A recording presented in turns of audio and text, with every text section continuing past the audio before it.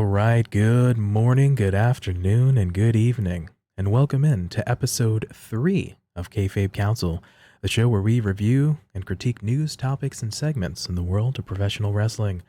My name is PrettyTony, and alongside me, as always, is TF0ker. Joker, what's the crack?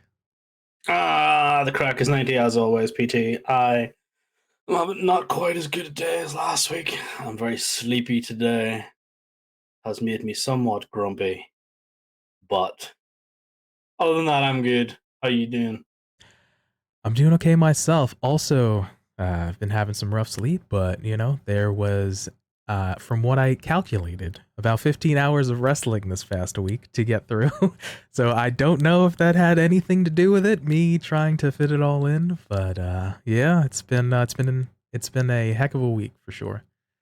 If we kind of count out how many hours of good wrestling there were, then maybe there wasn't actually any disruption to the sleep. Yeah, it's one of those you can only see it in hindsight. If I could Yeah. predict I can only watch the good wrestling, then maybe I can only watch 3 or 4 hours over the course of the week, as opposed to a week with a pay-per-view that would consist of me having to watch 15 hours. Yeah. Yeah, definitely. But nonetheless, glad you're doing well, and thank you for coming along on this journey with me. And for everyone else, this is again episode 3, and thank you guys so much for checking us out in audio form and video form as well. So thank you guys so much for giving us a chance. Thank you so much. As a reminder, you can find us in video form at youtube.com/KayfabeKouncil and in audio form wherever you get your podcasts from. On this week's episode, we look at MJF frustrated with AEW, Double or Nothing thoughts and takeaways, and Hell in a Cell predictions. But coming up first, MJF frustrated with AEW. This has been quite the interesting story this past week, with a lot of, is it a shoot? Is it a work? Is it a worked shoot? Is it a shoot worked? Lots of stuff going on. So, what were your initial impressions when you started to hear a lot about what was going on, Joker? Well, my initial impressions of this entire angle have been MJF is one of, if not my favorite personality in wrestling today. I say personality because that encompasses his in-ring work, and it encompasses his promos, and it encompasses the stories he's done and who he interacts with. I felt like he has been one of, if not the be all and end all for me when it comes to top personalities in wrestling today. So when there was a little bit of reporting going on just before Double or Nothing, that our good friend Maxwell Jacob Friedman had booked a flight away. You know, he'd skipped out on his appearances before the Double or Nothing pay per view. Oh dear, says everyone. What about all his commitments? Did he renege on all these commitments? However, will he manage? The fan backlash was in turmoil, or maybe it was just, wonder what's going on there. I'm pretty sure it was the latter, because that's how I was thinking. I never personally saw the booked ticket for the plane. It was only reported by absolutely everybody, so call me a cynic if you want, but it was pretty heavily worked that that we were just going to have to believe that this was a nice little plane ticket being purchased when it clearly wasn't. He was going to turn up. There was no doubt in my mind personally that he was going to turn up, but um, I did maybe have a little bit of doubts cast this past week as a result of that. Um, because obviously the result of the match was what we had expected. You know, they gave Wardlow the win. They gave him the 10 power bombs, and plus power bombs on Maxwell. The running around the rope a dope, the kind of what was it you call it, the WCW kind of running around. Yeah. Um, so they gave him that whole thing, and eventually got the win. Stretchered him off, gave him the neck brace. Everybody rides off into the sunset because Maxwell's off TV. That's how I thought it was going to be. And my initial thought was he's going to come back on TV. He's going to be wearing a neck brace, start something new. Yeah, it was interesting. This promo he had. Yeah, for sure. So, as Joker mentioned, the conjecture and the sort of blurring the lines began this past weekend on Saturday when he no-showed his meet and greets, followed by speculation again, as Joker mentioned, that there is a flight booked under his name out of Las Vegas. And then, of course, flash forward to the next day, Sunday, he ends up having the match with Wardlow, of course. Wardlow winning, and then we see him stretchered out, of course. Cut to Dynamite this past week, where we get quite the promo from MJF. So I'll kick into it here. We have MJF entering through the entrance there as well, doing his normal entrance. He grabs a mic. He says he's in a lot of pain. He's going to talk, but it's Max Friedman talking. A lot of executives here for the merger, of course, that being Time Warner and Discovery for those. But to be ashamed to be embarrassed. Been trying to sit down with MJF. Tony's been trying to sit down with MJF for a while to hash things out, but it's too little, too late. When the company started, it was all friends wrestling. Everyone got handed a ticket, but Max had to write his own. He created moment after moment, but still got no respect. No one is on his level. Everything he touches turns to gold. There is nothing he can't do. He's not expected to hit home runs, but he's expected to hit grand slams, and he does it on a weekly basis. And the rest of the boys can settle for being great, while Max, the 26-year-old, has to be perfect under the microscope, as he is the only guy capable of carrying the company on his back like he's done for months. So, hot start to that promo. Everything he said was absolute fire and completely true. Because you have these guys who are on our TVs for a few weeks, cutting decent promos, doing decent things.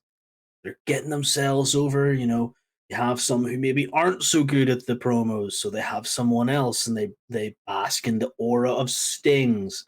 Not saying Darby Allin's a terrible promo. I'm just saying he has the added bonus of having a sting there. Or Right. you have, the Private Party had Matt Hardy. Matt Hardy at the starty. Yeah, sure. Matt I like Hardy it. at the start. I like it. Misspeaking there, but it'll work, sure. And then you have all these other people who maybe had the leg up. Max has kind of come up, and he's sort of pushed himself into being affiliated with Chris Jericho. He pushed himself into the Cody juncture, where that's kind of how he sort of started for me. Like that's where I really got to know who MJF was. And yeah, he created these moments. Like I was like, who the hell is this MJF guy? Like, why is he here? I don't know him. And then he just started cutting promos, started being really, really obnoxious, and I was like, top heel right here, incoming. Watch this space. Yeah, he did. He worked that. He wrote his own ticket. He didn't necessarily always, in my view, hit the Grand Slam. Not really knowing what baseball is, I really don't know if I don't know, Max. I don't know what you're trying to get at. You did a good thing. Anyway, he did on occasion do some really good stuff. On some occasions, I was like, it was all right, was okay. Um, But yeah, everything he said here was absolute fire. And the vitriol, the passion. And it only got better. Yeah. Of course, Max hears boos and clapping. Says, "Where were you this weekend when everyone was calling him an unprofessional POS?" The boys in the back want his spot. Well, they can have it because he doesn't want to be here anymore. Talk about fans. You're not fans. You're uneducated marks. Sitting there on your phones tweeting your opinions like they are worth a darn, excuse me, and they don't know why, and they don't know ish. Your opinions suck. Change on a drop of a dime, pretending your new ones are the old ones, saying MJF sucks in the ring because he's not untrained. He doesn't watch New Japan Pro Wrestling. He doesn't dump his opponents on his head because he's not reckless, not chasing star ratings. How can he be the best? He is the best. And you'll only get this reaction from me if you're watching on the YouTube, because I am nodding my head in fervor right now, just agreeing to everything that he's saying. And while he was saying it, I was hanging on his every word. Like, this is a really good promo. Like, this is peeling back that curtain. This is not only peeling back the curtain, but this is like ripping it away. This is not just like, oh, come and take a look into the world. Like, as fans these days, we kind of see into the backstage with the vlogs, with the tweets, with everything else. But this is like, he's talking Tony Khan here. He is talking to the fans. He is talking to the boys in the back.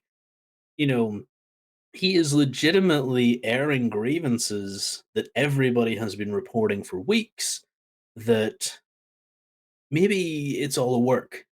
Maybe it's all a shoot. Maybe it is, like you said, everything else is a work shoot, etc., etc. He calls the fans marks, and he just spouts this vitriol about where were you. And I can legitimately say that for the first time ever, whenever he did this promo, that I was sat there going, "Wasn't me, Max. I have your back. I didn't know you from day dot, but you made me a fan, and I have got your back. You got this. You're top of the card in my heart.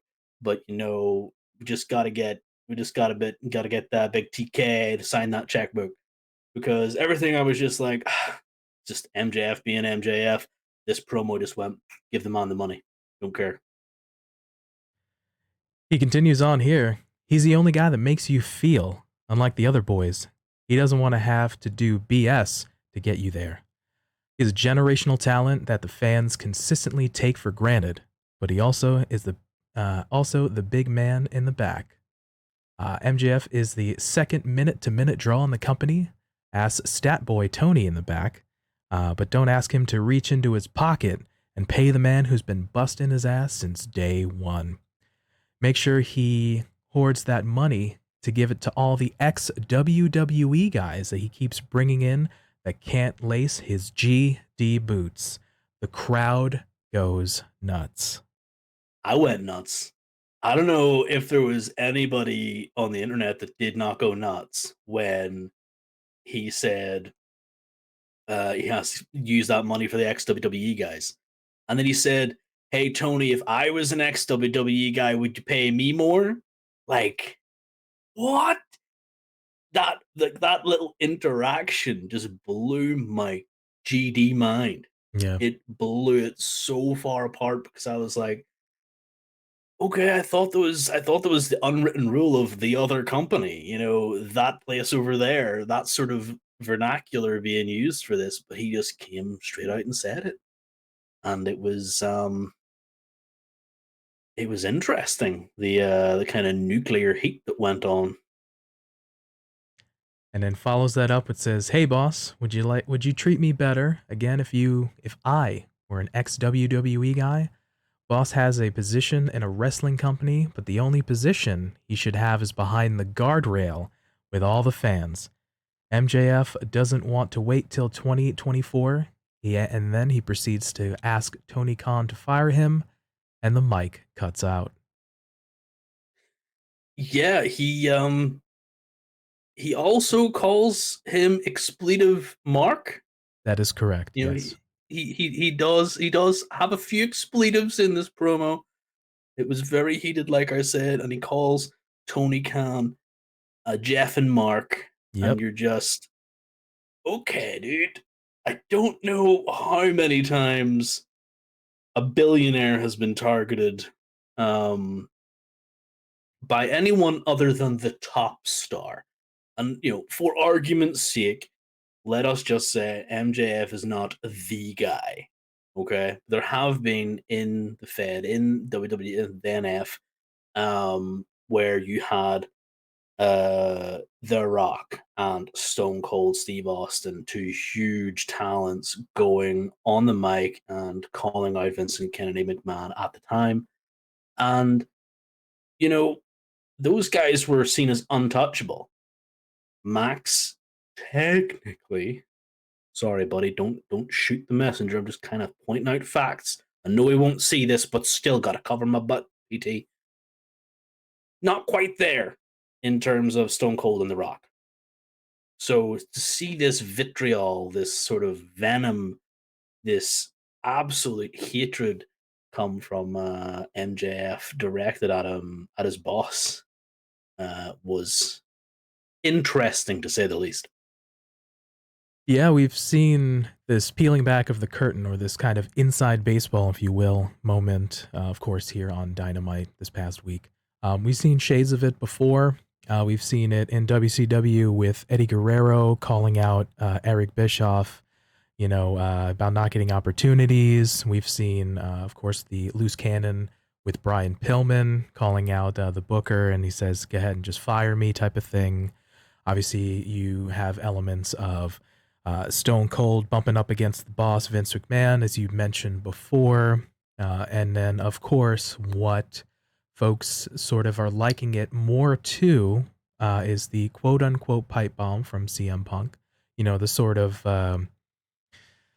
the shoot becomes a work, the peeling back of the curtain, being real, making references type of thing. So I feel like it's one of those things, and even Tony Khan in an interview previously says he doesn't mind when you can bring sort of real life or those kind of real situations into the story or into the television show, as it makes for good television.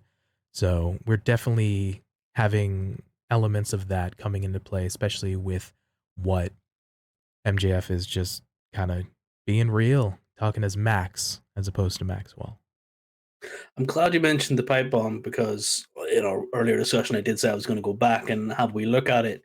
Um, and the pipe bomb starts out with Punk interfering in a match with John Cena, Yeah, and he John. interfered at the end of that match and put him Yeah, through a table. of course. So John Cena is laid out in the middle of this ring, and Punk walks up to the top of the ramp and takes a seat. Has a little sit down and starts talking rather calmly. But he is incensed. He is annoyed.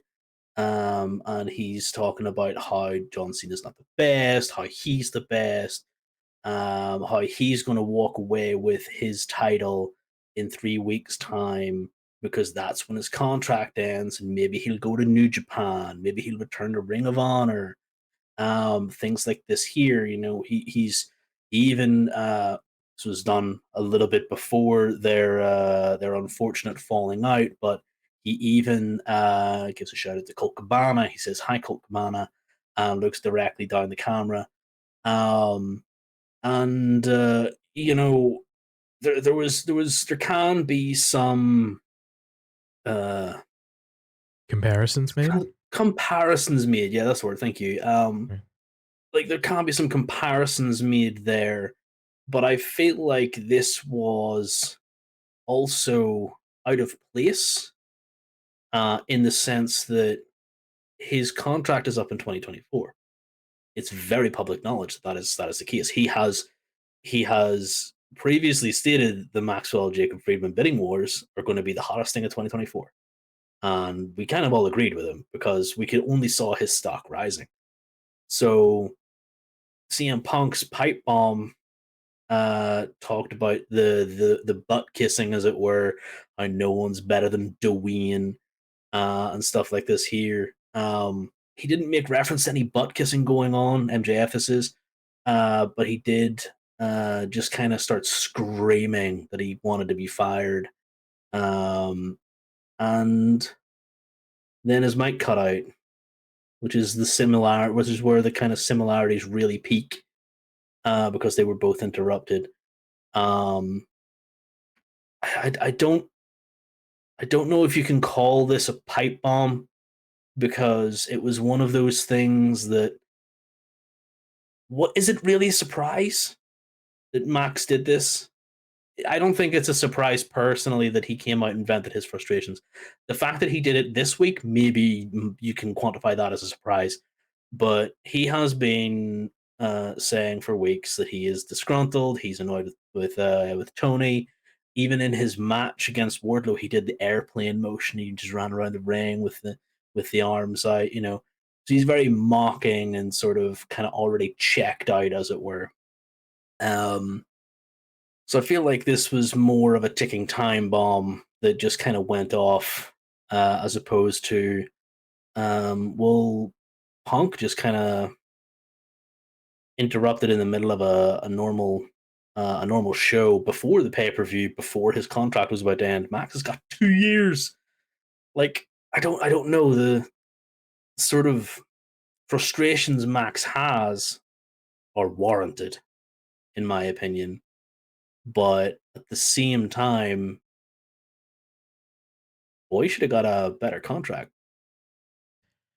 Yeah, it's tough. You speak about the promo itself, I've always under the, I wouldn't say assumption, but I'm always under the belief rather that a promo, right? The aim of a good promo, or the aim of a good promo, is to work towards something, to sell the fans, put the butts in seats, right? You mentioned the Punk's pipe bomb promo back in 2011. Uh, Worked shoot, obviously, but he was building towards, if you recall, in this Sunday, I'm gonna take the WWE title away from you at the pay per view, and and type of thing. So he's working towards something. My my thoughts about the comparisons, with the pipe bomb. Obviously, you get little elements of that, pulling back the curtain. I akin to more of it of like the Brian Pillman Eddie Guerrero thing, a little bit more than the CM Punk element. But where are we going towards? What's the payoff? Are we going to have MJF versus Tony Khan? Do we have Tony Khan become a on-screen authority figure, which I do not want at all? Absolutely not. No, Like same. what basically like what's in terms of the television show, in terms of the story, what's the payoff? You I know? agree. Yeah. I just can't see that payoff, and I just hope that payoff is not Tony Khan. Like, I don't want Tony Khan the character.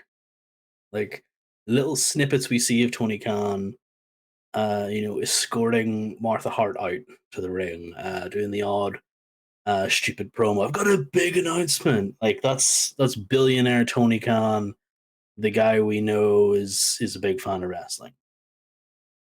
What is what do you think the big payoff should be? Like, do you think this is mistimed? Is this seriously mistimed in the sense of MJF's promo being cut 2 years before his contract ends, like the week after the show after the pay per view, kind of mistimed a little bit, a lot of it.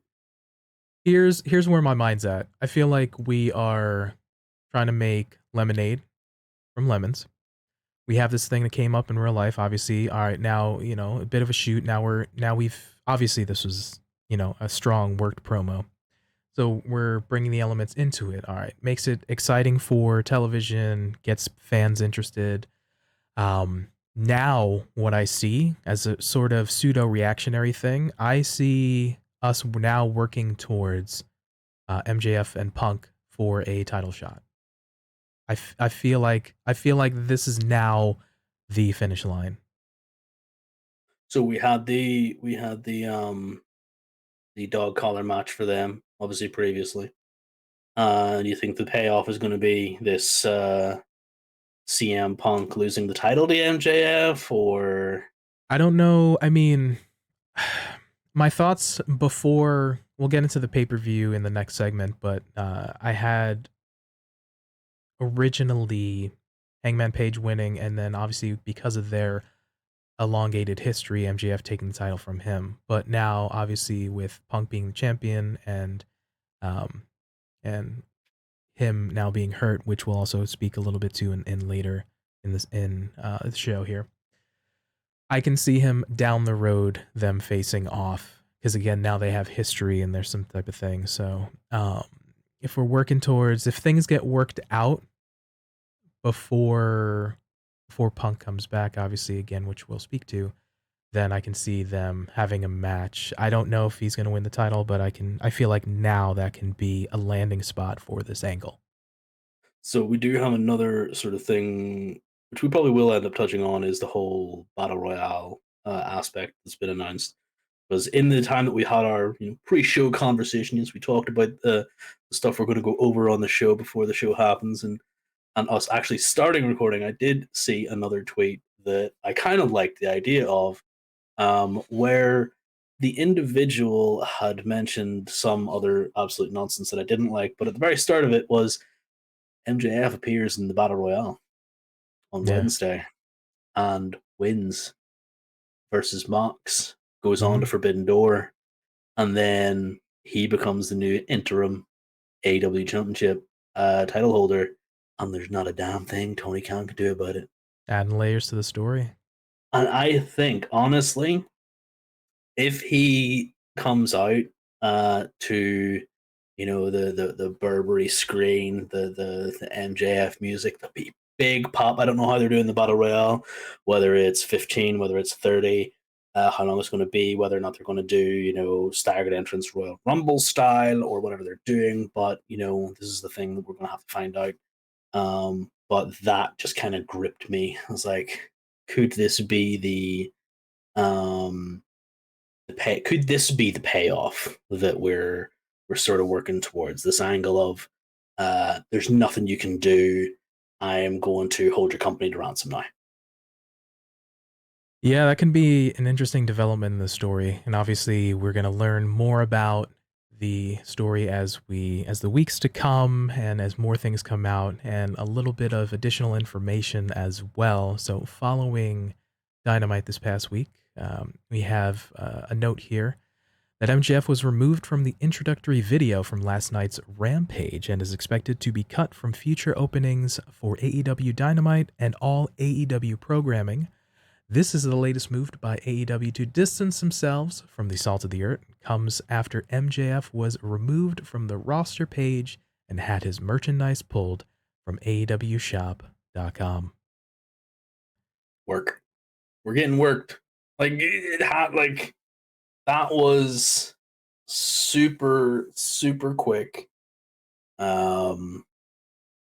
Now, there is an argument to be made that the recent WWE issues surrounding Sasha and Naomi, where they too have been replaced. Well, Sasha Banks, more importantly, has been replaced on their entry role by Cody Rhodes, and their merchant stuff has been pulled off. That can also be said that it's a bit of it's a bit of a mirror move here, because he has clearly disappointed the fans. So is he going to be sort of treated like that? But and this is just me, because I don't really care about the intros. I wouldn't have noticed that he was gone if you hadn't have told me. Much like I wouldn't have noticed Sasha Banks was gone from the WWE intro until I was told, because I don't watch the intros. That's just me though. The merch is another story completely.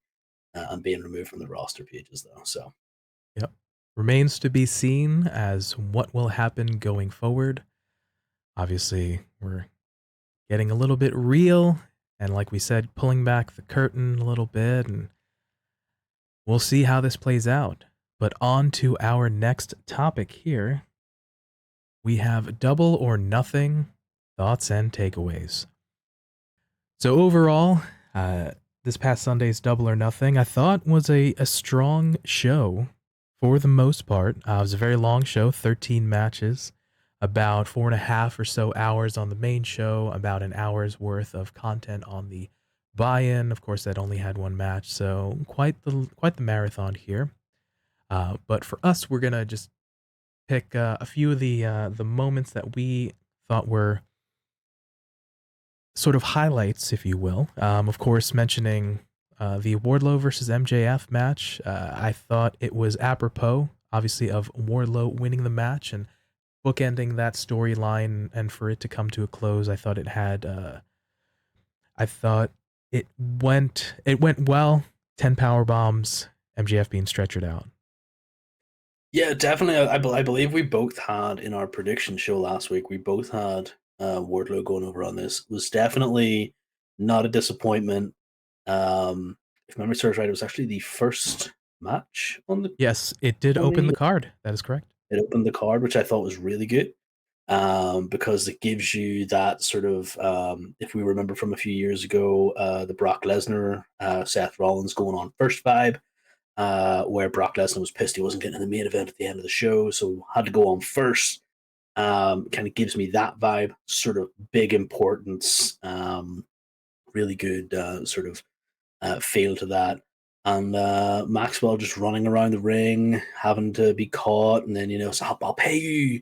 Was it he said I'll pay you 4 times your size? Like, yeah, sure. Holds out his hand, and everybody's just like, you effed up, you effed up, and Yeah. you're just like, oh, this is the beginning of the end right here. And yeah, he took that first power bomb, and he sold it. Like he just took it. He took the next 9, 10 power bombs, and I did like the little touch where Wardlow went to pin him around the 5 mark, I think it was. And then he just kind of took his foot off and went, nah, Mhm. I'm not done with him, and rolled him up again and just kept on going. And yeah, he was given the write off TV sort of treatment, which clearly didn't work, but was a very satisfying end to another wise, satisfying story. Absolutely. I think I mentioned it on last week's episode that for the majority of the time, AEW does make the sort of right call when it comes to storyline, the sort of, the appropriate ending, if you will, on matches and kind of bookending those things. And I think, yes, we give the fans what they want, Hmm. since the best friends aren't on TV. But we got Wardlow, of course, winning and being freed from MJF's employment, and a very nice touch at the end. Walks up to the ramp, quick interview with Tony Schiavone, but fans are cheering, and you get the graphic. Wardlow is now all elite, so that was a nice touch, and he just sits there, puts his hand together, and says, "Thank you so much." Very, very humble. Yeah, it was very heartwarming, even for this old shriveled, cold heart of mine, to see him stand at the top of that rampway, and have Wardlow as all elite, and see him burst into tears and thank everybody. I'm actually feeling the emotion right now, even thinking about it, because I really enjoyed that nice little touch. As much as I love MJF, Wardlow has definitely been one of the standouts as a sort of as a builder. They've built him from the ground up into this sort of powerhouse unit that's been held down, um, by the boss man, and he's broken free. It's almost sort of uh, foreshadowing Max's story. If you can stretch your mind that far, where the employee is stuck under the heel of the evil boss, and the evil boss eventually gets their comeuppance and takes 10 power bombs, and then takes has a neck brace. So it's almost foreshadowing in a sort of twisted sense. Yeah, definitely. We see a little elements in there, but we have a tiny follow up on Dynamite here. Wardlow has a squash match against JD Drake, but then Smart Mark comes out and is then served papers or a lawsuit, a class action lawsuit to Wardlow against the I forget the exact verbiage, but the Security Guards Association, essentially, for all of them being beaten up in the weeks leading up to the match. So looks like we might get a little bit of ska in the next storyline for Wardlow, but at least we have character development. Yeah, there's a little bit of a bridge component between this and the next sort of story. We can't just go straight into Wardlow going back on the jobber scene, getting all these wins in. We got to have a sort of bit of a bridge there where he will probably eventually get his hands on Smart Mark. Tony Nese may be brought in. Obviously, Tony Nese being another client of Smart Mark. So we'll probably see something in there where he's going to fight for them, and um, if you beat Tony Nese, then we'll drop the charges. That kind of nonsense. But I did like that Mr. Tony Schiavone, as Jericho calls him, he was in the ring with Wardlow, giving him all these props, and then Wardlow kind of takes the microphone off Tony as he's leaving, and he goes, "Somebody clearly doesn't watch the product." It's like, good boy, good boy, because that was just kind of funny to me. It was something that we then saw play out whenever he power bombed. Did he power bomb the guy? He power Yeah, bombed the guy JD in the Drake, ring, I think it right? was like twice or so, yeah. So Oh no, I mean the security guard in the ring, like because he got served the paper by the papers. guy in the ring, and then he just ripped it up. And did he punch him or did he power bomb him? I can't remember which one it I was, but don't recall, but I think yeah, he put his hands on him regardless. So he yeah, definitely assaulted him. yeah, yeah. So yeah, it was funny. It was a nice little tie, a nice little bridge, like I said. Yeah, I agree. So we'll get to see more of Wardlow's personality going forward. The next match we have here is the Hardys versus the Young Bucks, which of course the Hardys prevailed over the Young Bucks. I did have note here that Jeff looked significantly slowed in the match, and we find out later on Matt Hardy's podcast that essentially Jeff was knocked silly. He was knocked loopy early on in the match, and we probably see that that might have been potentially the Whisper in the Wind spot because he immediately basically tags out and then he's just sitting in the corner there. So it could have happened potentially on that. But yeah, he looked in rough shape, and essentially the other three men in the match had to basically help remember and call the spots for Jeff. So It definitely was sort of thing that I noticed after the fact.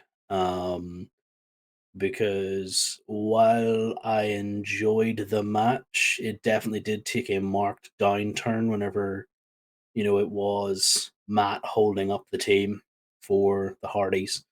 Um, I don't 100% know what spot it was that got him, but it could have been that what Whisper in the Wind spot, like you said.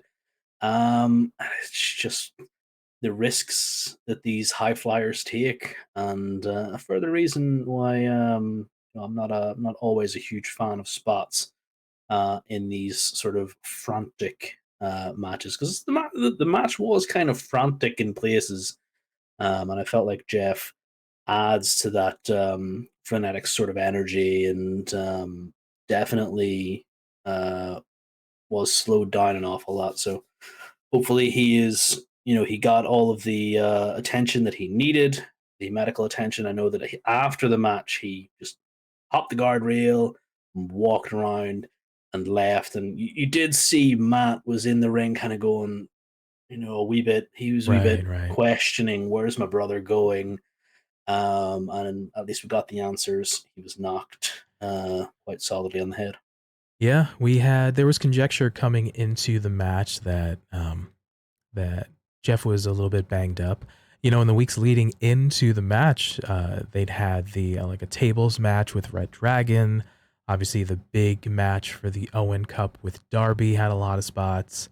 Relatively short match with Adam Cole coming into that match at Double or Nothing. So he may not have been 100%. And then, of course, just him being knocked out, again, kudos to the three other guys in the match: Matt Hardy, Matt Jackson, and Nick Jackson, again for helping continue that. But it's a little scary. We know more about concussions now, so where do we kind of sort of draw the line maybe a little bit, not to be on a high horse, but again, is it up to the company to protect these guys? If he's knocked out, and he's just on not necessarily wobbly legs, but he's in, nobody's home essentially, and you get that look in your eye like, do we stop the match? Do we pull him type of thing? They continued, but I think it's concerning, and as we know, Jeff for the past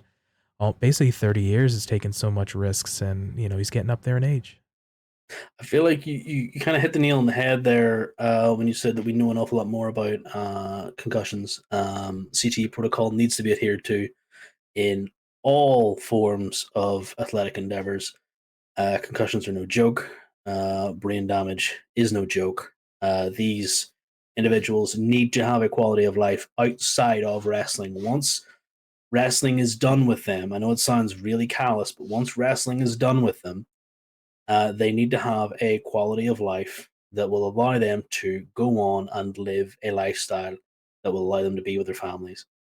Uh, CTE protocol, concussion protocol, is one of these things that has been put into place through rigorous testing and sadly many deaths. It is that big a deal that the brain damage that these sort of things can and will do to an individual will end up, in some severe cases, leading to loss of life. So, in my opinion, the match should have been called, or at least the match should have been called for Jeff. Jeff should have been escorted to the back and seen to by medical professionals right there and then. I know that's not what people would want, but personally, for me, I would prefer um, not the drama of thinking, "Oh dear, is he going to be okay? Is he dazed? Is he gonna be okay?" That to me is on the responsibility of the promotion to look after their talent, their individuals, so that then they selfishly can make more money off them down the long run. Yeah, I'm always on the side of the worker, and I want these guys when their time in the spotlight is done again to have a life after. And we've seen guys like uh, Terry Funk and Mick Foley just it's hard for them to walk, for example. So you know I want these guys to make their money. These guys and gals, I want them to make their money and be able to be okay and to live after. So I agree. And then we see on the follow up to the pay per view on Dynamite at a big 10-man tag, but Jeff was pulled from the matchup. So again, good on AEW to at least pull the reins back a little bit and at least just sort of protect him in even in just the smallest of moment for the follow up match. Better late than never. Yeah. All right. Moving on to the next match, we had the six-man tag of the House of Black versus the Death Triangle. Absolute incredible match. Lots of, to quote Kalisto, some good lucha things. And just all around, just fun matchup, crazy spots. I do have a note here that we do finally get the payoff, of course, to the Julia Hart storyline where she played a factor in interfering, causing Malachi Black to then pin Pac. Yeah, we saw on the lead up to this where House of Black was sort of taking the lead in the match. They had all their big spots. You know, Brody was in there. He was absolutely dominating everybody. What an absolute unit that man is. Cannot wait to see him in some singles action. And then they had Buddy Murphy, I believe, thrown to the outside first, followed by Brody King.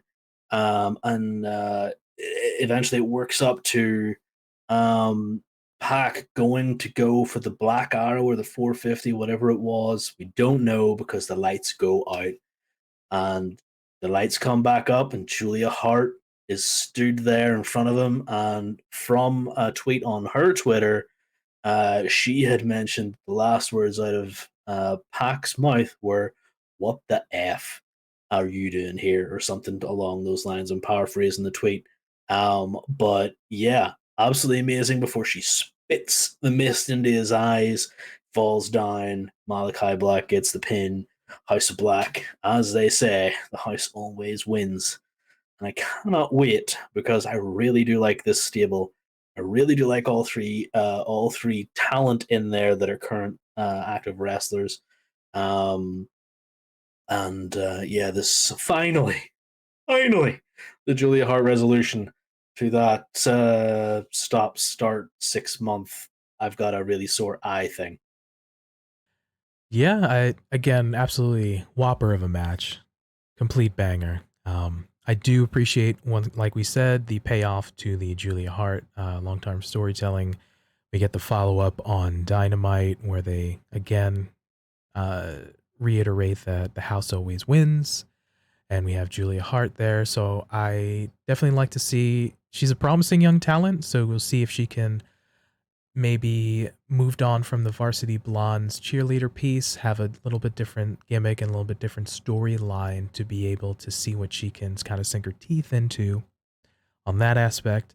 And again, to take nothing away from Pac and Lucha Bros, but the follow up on Rampage is we had a tag match with the Lucha Bros facing the Young Bucks again, which is another incredible match as always. Yeah, I feel like there was a stat thrown out. I can't remember. Was it 10 matches that these two have had in recent times?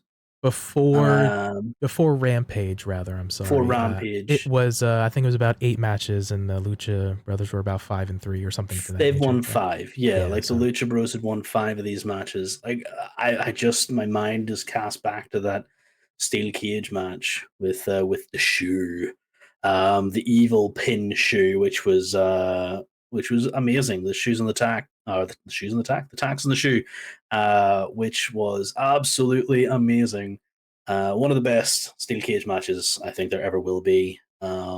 With a tag team in there, and yeah, this match definitely had a lot of, like you said, lucha stuff, lucha things going on, and it was a very good match. And the payoff having Pentascuro and Ray Phoenix fight the Young Bucks, I mean, I don't really see how that's a bad thing. yeah, it's never bad when you can get these two phenomenal tag teams. Of course, Lucha Bros and the Young Bucks. Of course, is a follow up to an incredible 6 man tag, and like we will reiterate again, all 6 guys in there are just absolute beasts of athletes, and it was evident again a potential match of the night there, contender for sure. Mm-hmm. All right, the next match we're looking at is the 3-way dance for the AEW Tag Team Championship. Jurassic Express, Team Taz, and of course, Swerve in the Glory, Keith Lee, and Swerve Strickland. Again, this was another incredible tag team match with just crazy bumps and back and forth and awesome power spots with Hobbs and Lee and Luchasaurus. Obviously, the agile nature of Jungle Boy, Ricky Starks, as well as Swerve Strickland. But we do, in the end, as both of us were wrong in our predictions, seeing Jurassic Express retain the championship. Yeah, as a saying my mother used to say to me, and I like to adopt it every now and again. I might not always be right, but I'm never wrong. I will come good in the end here, PT.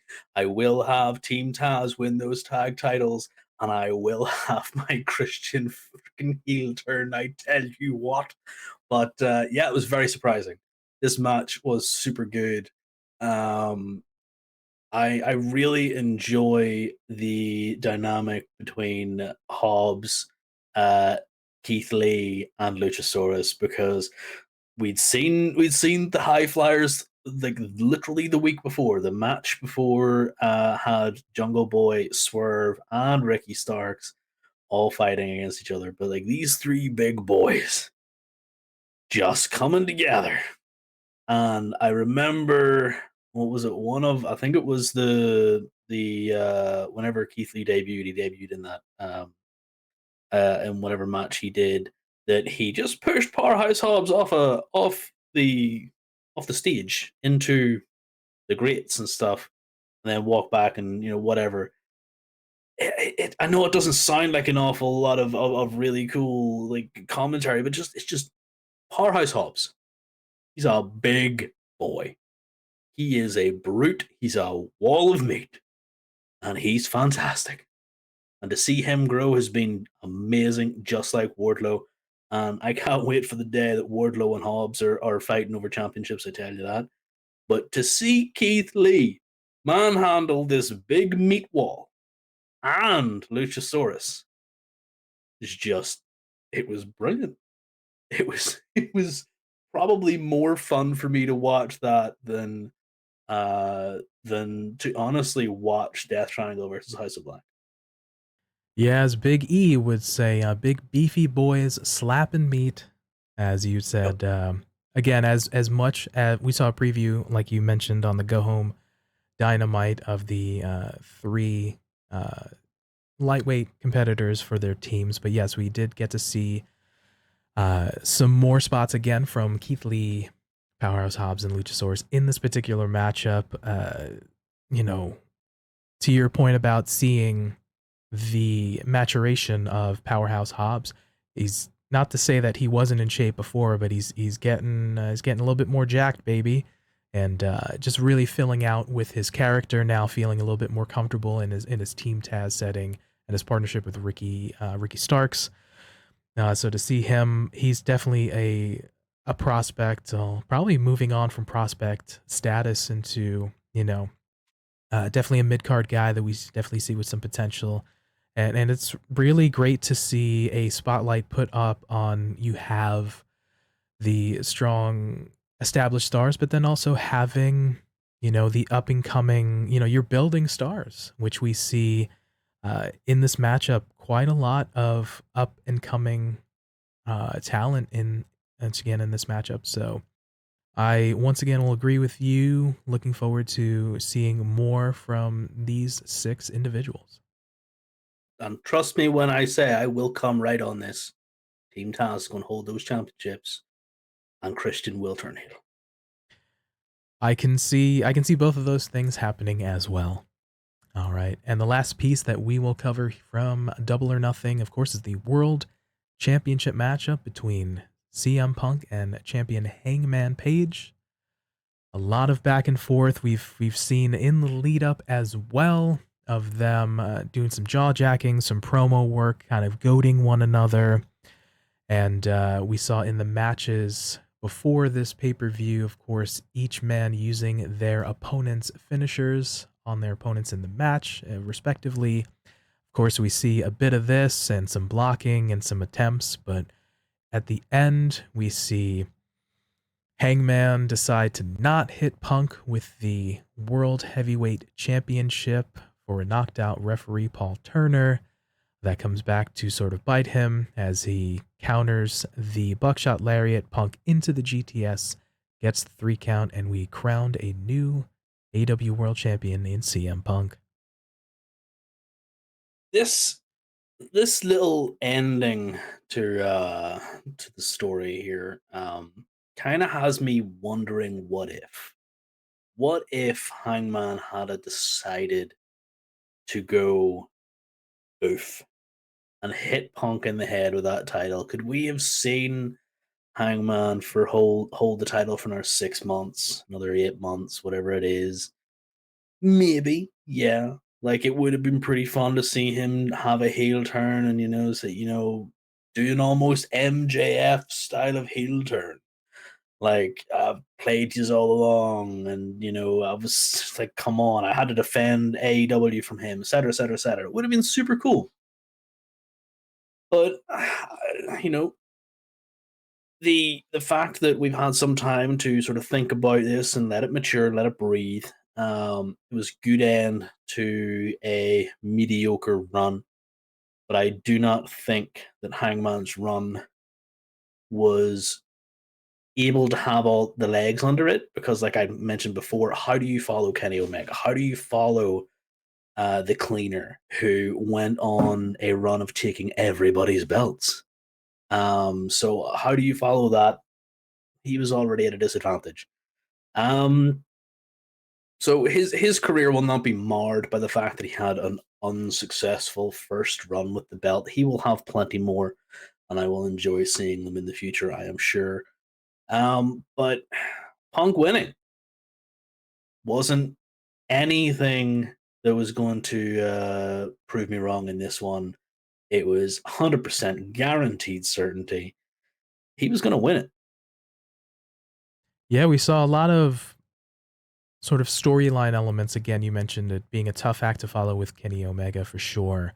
Um, Guy, you don't have an easy job following Wrestler of the Year, numerous awarded numerous times for sure, and it's definitely deserved for Kenny's part. But yeah, we saw a lot of battle tested Hangman Page in terms of his opponents with Daniel Bryan going an hour Broadway. We saw Adam Cole twice. Just a lot of tough matchups here.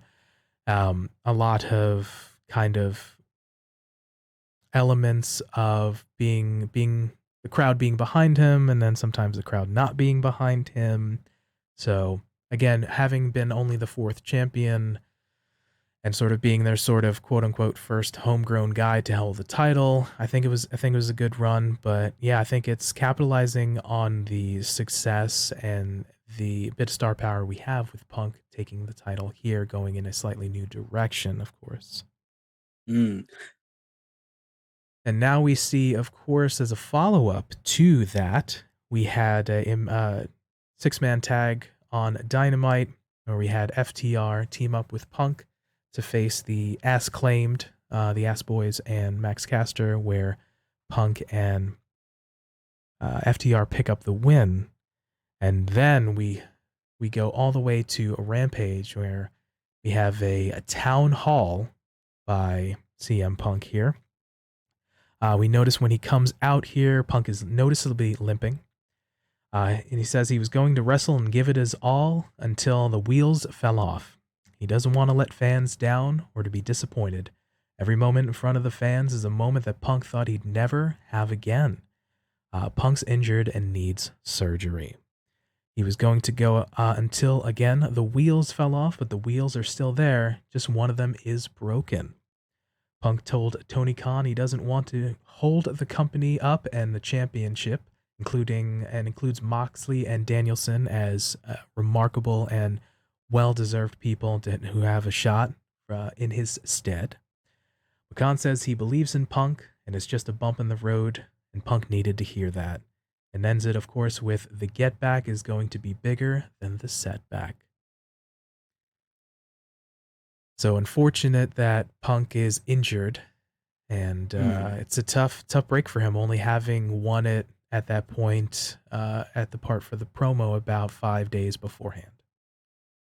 Yeah, this is all very unfortunate. Now, obviously, we had mentioned earlier in the show about the MJF promo. Those of you who have seen internet videos on YouTube and Twitter and the like will see that we had a little bit of a run in from Punk whenever it was on during the break, especially for myself in the UK. It was definitely not shown on the TV. So whenever Punk did come out, he was wearing one boot and he was heavily limping. I believe it was his left boot that he had off, I believe so. and he did come down to the ring and he was limping. He was moving quite quickly, so I was like, that is a limp. That is not, he's not wearing 9-foot platform shoes where that makes any like a sense. That's a limp.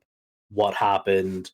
And then I was like, well, it must have happened in the match where it got exacerbated, whatever it was, because it only happened just before this had gone on. So clearly, this was a little bit of a setup from previous injuries. Clearly, it adds it adds more credence to his injury that he's been seen with the injury outside of regularly scheduled programming. So all the best to Punk, getting well soon. Unsure what kind of surgery he requires, because we do not know about the injury at all. We just know he is injured.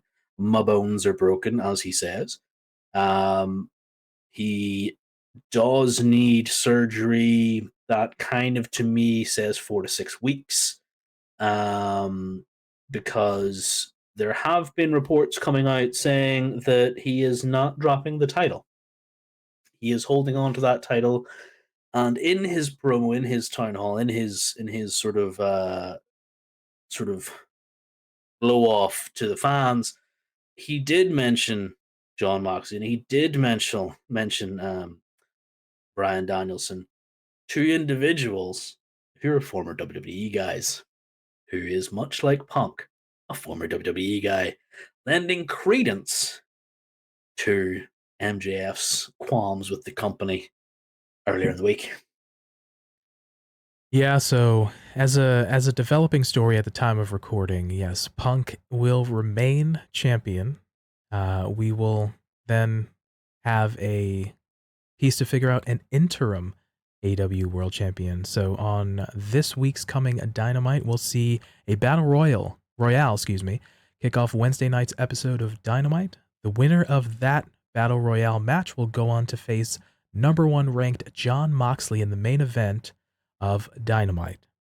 The winner of that match will then go on to compete at the Forbidden Door against an as yet unnamed opponent to crown the interim champion. So, of course, the Forbidden Door taking place on June 26th. So, we have an interesting note again that will figure out who will now be an interim title. You mentioned, of course, MJF potentially jumping into that battle royale, maybe winning to go on to face Moxley in the main event, to see who then gets to fight for the interim championship at Forbidden Door. So it should be an interesting night on Dynamite for sure. I have some issues with this because there has been very little, at the time of recording, very little further information and a lot of annoying information, if I can put it that way. The information that annoys me the most is the fact that we're having this battle royal that initially, to my understanding, was supposed to be against Jon Moxley for, as the number 1 contender. As the number 1 contender, he is the number 1 contender. It's in the name. That individual is the contender for the title. In the absence of the title holder, the number 1 contender is oftentimes looked at as the de facto next one in line to pretty much win whatever you're going to put him in. So, cool. Now you got to make him jump through hoops. We had Hiroshi Tanahashi show himself on Dynamite this past week. Whenever was it this past week? Yeah, it was. Whenever Punk called out, "Who've I got?" Calling out his match, "Who've I got?" Hiroshi Tanahashi comes out, crowd goes nuts, blows up, absolutely amazing. And then, cool, we've got number 1 contender Jon Moxley versus Battle Royale. So now at AEW Forbidden Door, what's Hiroshi Tanahashi doing? What's Jon Moxley doing? Like, sure, okay, give those two guys a match, but is that going to be for the interim title? No, no, no, no, no. We're going to do what our competitors do. We're going to add in superfluous steps that make no sense. We're going to WWE the absolute dickens out of this, and we're going to put in a battle royale. Then we're going to make that person go against Jon Moxley later on in the show, because why not? Let's just go full fed right now. And it annoys the heck out of me why they're doing this when they could just say Hiroshi Tanahashi versus Jon Moxley, interim title. If I'm going to speak to your point about it being a little bit muddled down or a little bit convoluted, I'd honestly say it feels a little bit more of early TNA, where you'd have to reverse battle royal, start on the outside, get into the ring. Then if there's 10 guys, then it's a battle royal, and then it's down to the last 2 guys. Then you have a singles match, or it could be a ladder match for that.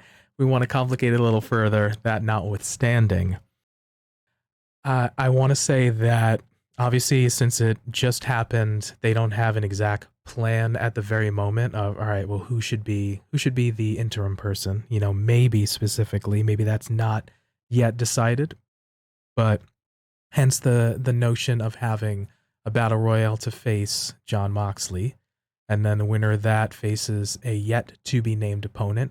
Maybe that's Tanahashi in the battle royal. Maybe that's Tanahashi at the pay-per-view. Maybe it's not him at all. So we'll again, this is an ongoing developing story, so we will see as more information comes out.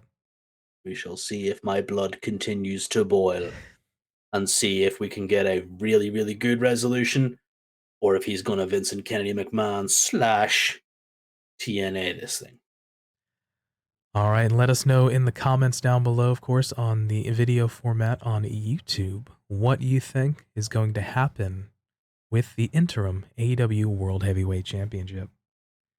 And of course, moving on to our last segment here, we have Hell in a Cell coming up this weekend. We're going to start with our predictions, of course.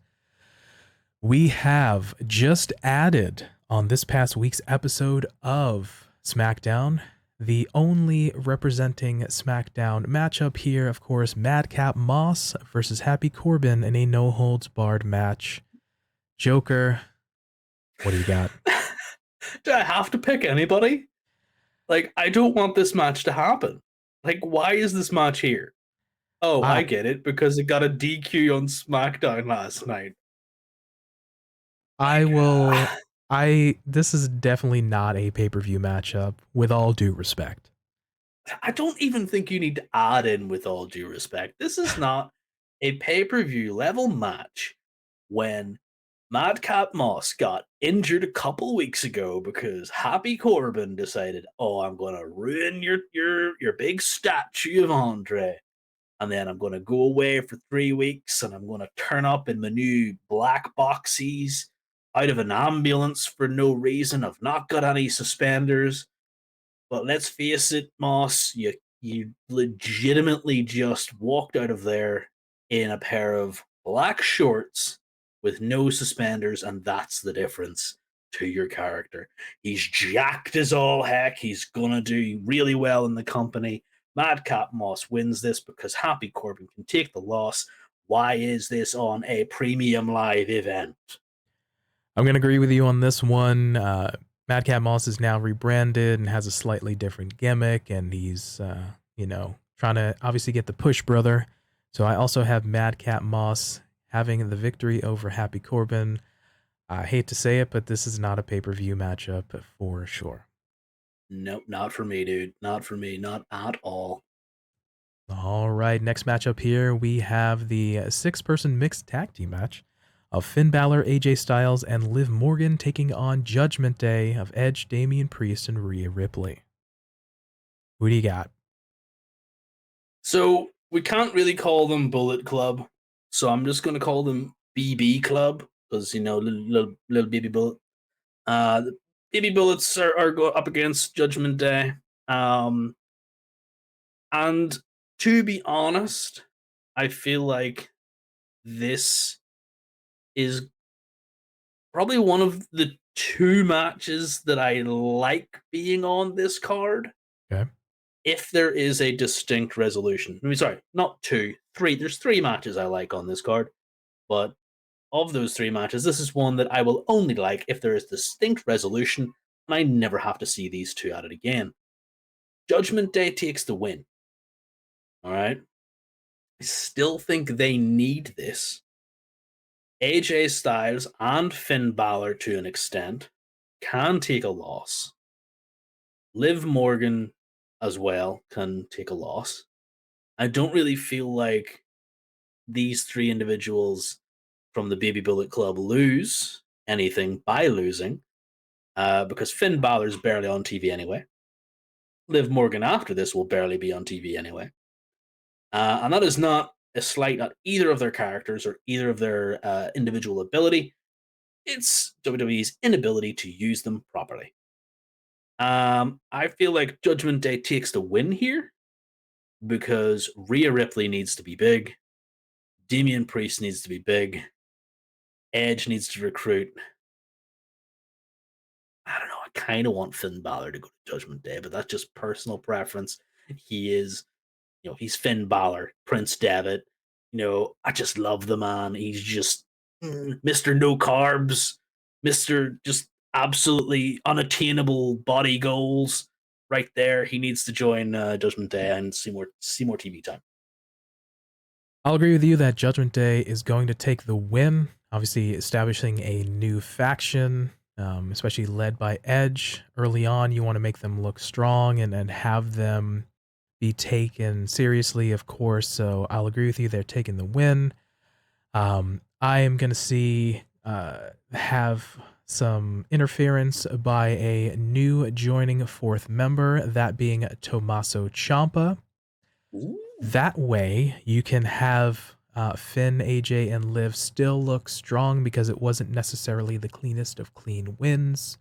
And again, I would like to see all 6 of these individuals remain featured and remain strong, but I feel like an interference piece will at least get the win for Judgment Day, but then also not have it be sort of a huge crestfall for the losing party. I don't disagree or dislike the Champa edition, but having back-to-back pay-per-view matches end in the same way, kind of to me doesn't sit well. So I'm like, as much as I really want Champa, I'd kind of like Finn Balor betraying the Baby Bullet Club and sort of, walking off and not helping them live, maybe taking the pin. Um, and then coming out on Raw and being like, he's a new member, blah, blah, blah, blah. So I don't know. Yeah, 6-1 half. I wouldn't be angry at either of those. All right, we'll see what happens as well. All right, the next matchup here, the United States Championship. Champion Austin Theory takes on Mustafa Ali. Joker with his head in his hands. What's going on? Yeah, what do you got? So Theory wins this. I can just tell you straight up, Theory wins this. I don't think that is going to be a surprise to anybody. But Mustafa Ali is an extraordinary talent. He is, Agreed. in my opinion, mediocre on the mic. He is good in spots, but not great. He is on par with Austin Theory because all Austin Theory can do is let's take a selfie. Hey! And he's a little bit of a creep, and you kind of want to slap him. He's like the frat boy at the party that's like getting a wee bit too white girl wasted as it was. So I mean, Mustafa Ali wanted his release not too long ago. He continued to do his training, continued to be an absolute unit in the ring, high flyer, absolute all round, amazing personality in person. And he is being done completely wrong by having him lose to this absolute jagoff. So it's unfortunate that that Theory is going to win here because I would really like to see Mustafa Ali win the United States Championship match, and I could be proven wrong. And I know I said earlier on I might not always be right, but I'm never wrong. But I will be willing to take the 3 count on this. I will be willing to take the L on Mustafa Ali being the United States Championship title holder because he deserves it. It's just unfortunate the Theory's going to win.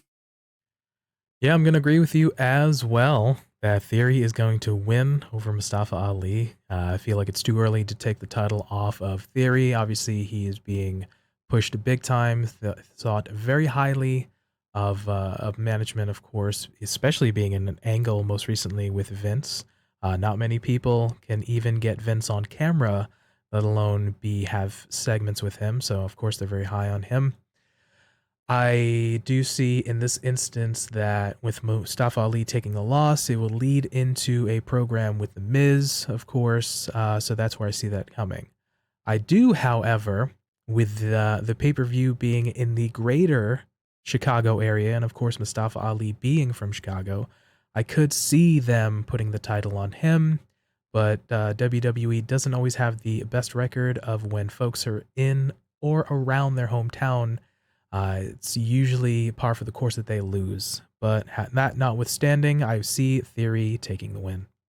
Yeah, definitely. AEW is the company to give the hometown hero the win. Definitely not WWE. 9 times out of 10, when you are at home, you are on your back staring at the lights. All right, moving on to the next matchup, we have Ezekiel taking on Kevin Owens. Who you got in this one? Again, with Joker having his head in his hands. A wild Joker is disappointed. Why is this on the card? Why is this here? Because we All need right. more Now, matches, brother. we need to have at least I get, 6. I get it. Uh, But this is another one of the matches that I'm like, and even the last one might not have been as, desperately bad, but why was that match on this card? Because the United States title needs to be defended.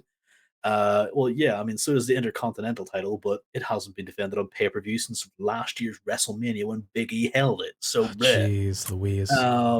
Kevin Owens is amazing. This Ezekiel storyline has been surprisingly good. It does not deserve to be on a pay per view, or sorry, as the Fed calls it now, premium live event.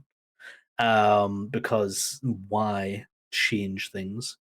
Um, I don't know who's going to win this because, to be honest, I want it to be a screwy finish and there to be a DQ so that Ezekiel wins. Not because KO cannot take the pin, but because I feel like this story is going to keep going. And to have Ezekiel win by anything other than a screwy finish is kind of going to be a little bit strange to me. I don't want this match on the card. I think Ezekiel's going to win because if Kevin Owens wins, what's the payoff? I'll agree with you. This is definitely not a pay-per-view matchup here. I see Ezekiel taking the win over Kevin Owens. I see it playing out as there will be a distraction. An appearance by Elias will have been made, distracting Kevin Owens, allowing for Ezekiel to get the Simon Miller special, the backwoods or roll up win on Kevin Owens, winning The most that. devastating move in all of sports entertainment. Shout outs to Got the to give good it its brother. full title.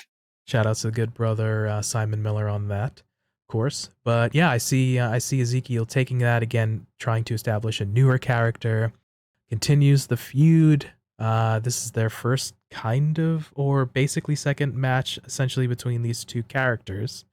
But yeah. So I feel like we can have more of this storyline develop. Kevin Owens, of course, gives it socks and just is holding up this end of the program here. But yeah, I see Ezekiel via distraction from Elias taking the win.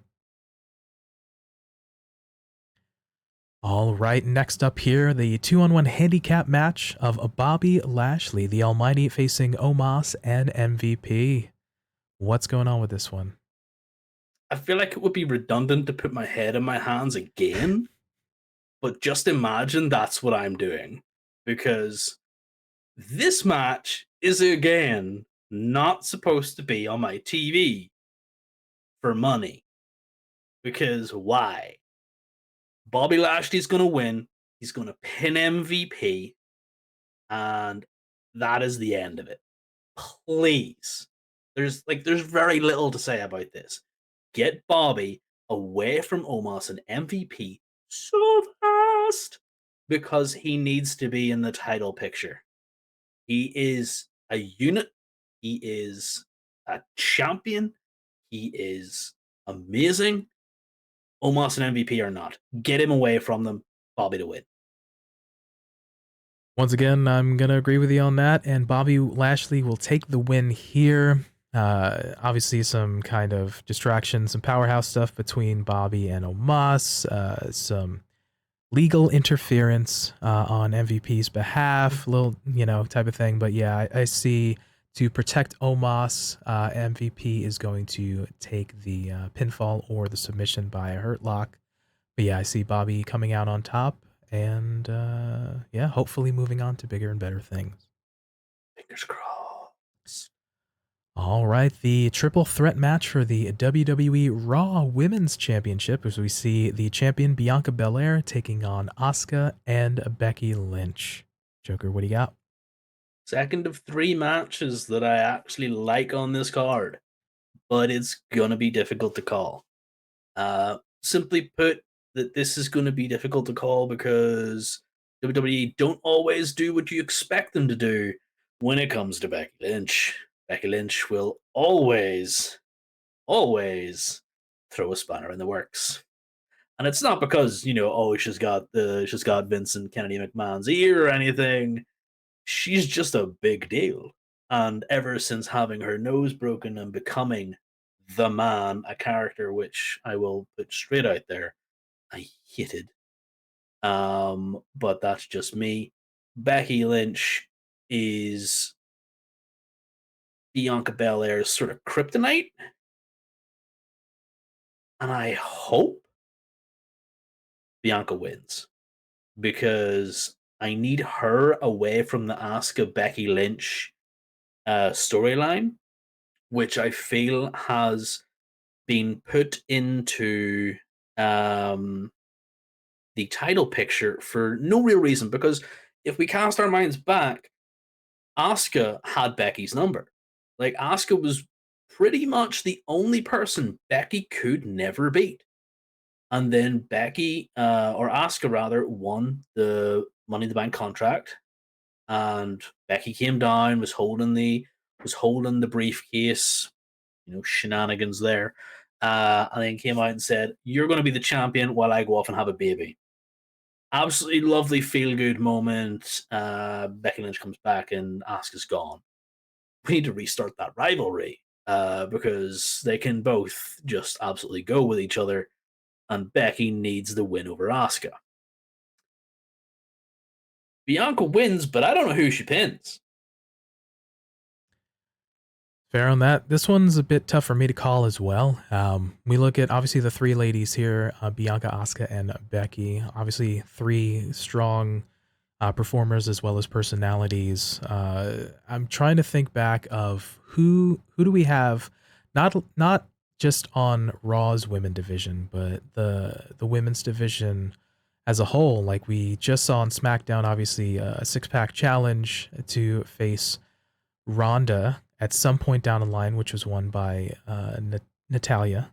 So obviously you have a sort of division, but like there's not much going on with Raw's women division at the moment. So for me, we saw obviously Bianca being the champion hasn't really kind of had too much, or has slightly taken the back seat to obviously Becky being incredible performer. Asuka finally coming back of a return 3 or 4 weeks ago and immediately put into the title picture because she's an incredible character as well as performer and wrestler. So, she can be away and immediately be your utility player and your plug and play person. With that being said, you have the face Bianca, the face Asuka, and the heel Becky in the moment.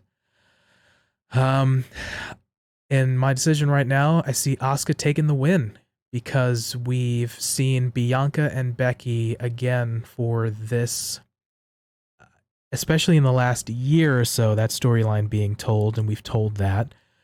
We can have a bit of a degree of slightly fresher matchups with either Asuka remaining babyface or turning heel in this matchup and taking the win. If you think about, we can have either a babyface Asuka or a heel Asuka have matchups against Bianca Belair. Of course, we had one slightly on Raw this past week. We can have the run back with Becky. You can have Becky against Bianca. Again, not specifically for the title because we've had that numerous times. But yeah, for slightly fresher matchups, I can see Asuka taking it. I'm not mad at that. I don't personally see anything other than the Bianca thing happening, but I wouldn't be mad with Asuka winning because, like you said, there is a distinct lack of ready to go talent for the main event because the only individuals I can think of that are available are Rhea Ripley, Liv Morgan, Doudrop, and Nikki ASH. So on Raw specifically that I can think of, and two of those are in a match earlier on in the card. So Yeah. and none of the four that I named right now, like we had a conversation a while ago about Rhea Ripley, and I wanted to keep her away from Bianca Belair for the foreseeable future because I needed Rhea to be built up to the maximum before she crushes through having everybody on the way to beating Bianca Belair eventually. I can seeing your point and seeing those sorts of things. I actually will change my pick to Asuka because that makes a lot more sense. Um, if Asuka's to win, though, she needs to pin Bianca, not Becky. I could see that giving a chance for now Becky to have a gripe, but then also Bianca to have that sort of baby face, chase because she got pinned and wanting to get her revenge. So, yeah, hopefully leads to either way some good storytelling. Fingers crossed. Hmm. All right, and undoubtedly the main event of the night, the only Hell in a Cell matchup on a Hell in a Cell pay-per-view.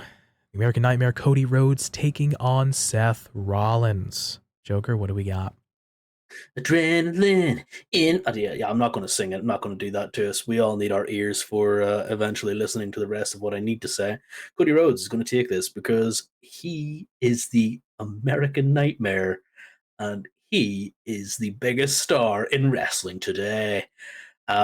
Legitimately, I bias here. I really like Cody Rhodes in this match. I like Cody Rhodes because everybody hates him. And anybody who is coming from AEW to say that, oh, I've always believed in Cody Rhodes, be quiet. Because the amount of hate that man got for absolutely nothing, just because, oh, he's doing the Jeff Jarrett thing of giving himself the title. And it's like, yeah, but it was the TNT title, boys and girls. He took it off Sammy. Yeah, but look what Sammy eventually did. There's so many things that you can blame Cody for, but Cody has had a really nice little start to WWE here. His run with Seth Rollins should have been done after the last match. I'm not a fan of this. I don't want it to be here because I don't want the match to happen. But the match has to happen and Cody has to win. This is also one of the internet's suspected shenanigan matches. So much so that people are hoping, crossing their fingers, that Bray Wyatt returns to beat up both of these boyos and cause a no finish on the only Hell in a Cell match where there is no disqualifications. But then again, this is WWE. Hell in a Cell, no disqualifications. The Fiend, Seth Rollins. We all know what happened last time. Yeah, so you're taking Cody for this one. Yeah, this is the third matchup, of course, third straight pay-per-view that these guys are going to fight here. For my prediction, I'm seeing it ending in a no contest with interference. I don't see Bray Wyatt I don't do that.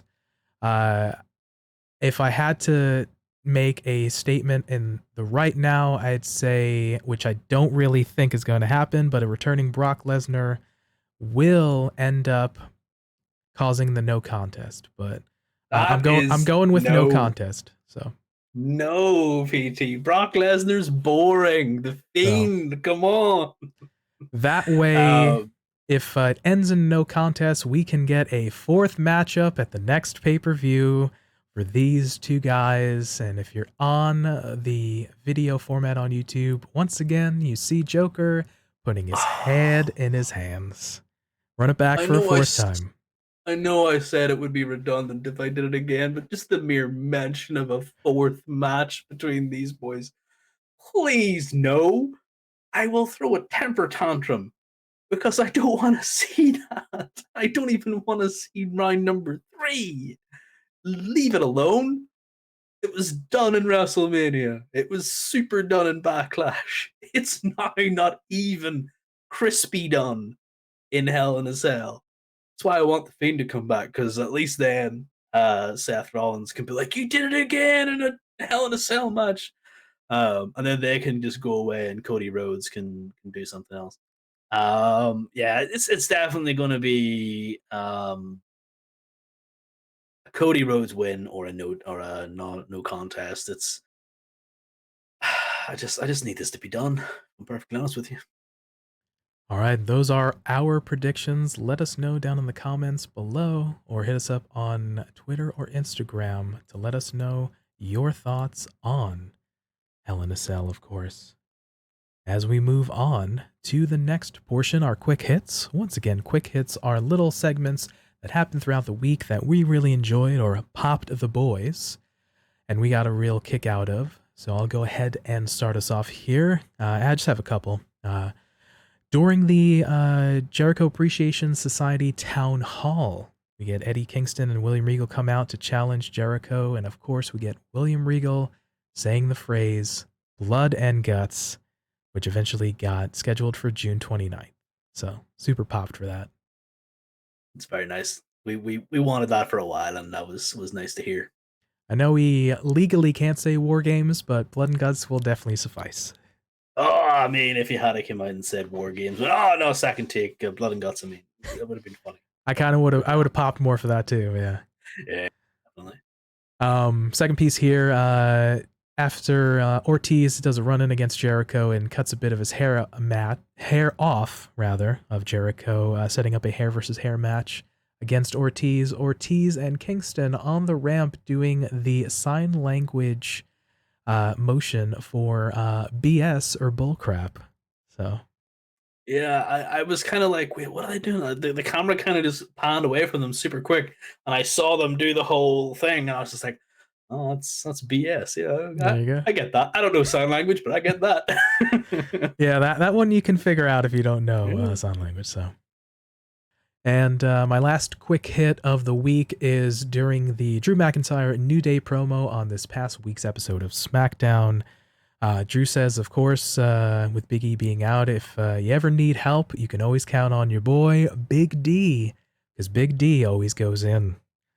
Xavier, of course, asks Drew to explain his shirt, which reads, "Kneel to the steel."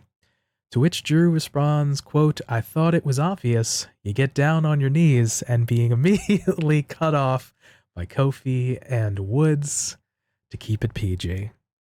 Yeah, I mean, I love the New Day. I Yeah. love Drew McIntyre. Drew is always up for a laugh, and he got that kilt with Big D on the front. Yeah.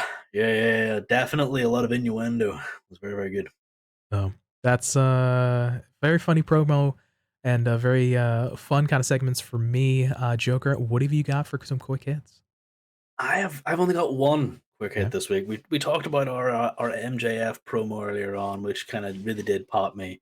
But the only other quick hit that I had was leading out to the the trios tag match earlier on AEW Dynamite with FTR and Punk versus the Ass Claimed.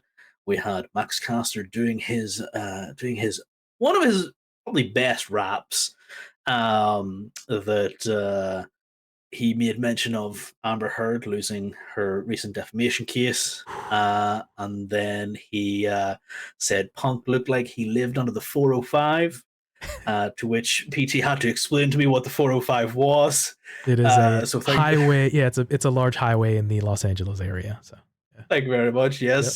So I was like, okay, cool. That makes a little bit of sense. And then we have FTR, who are an amazing tag team.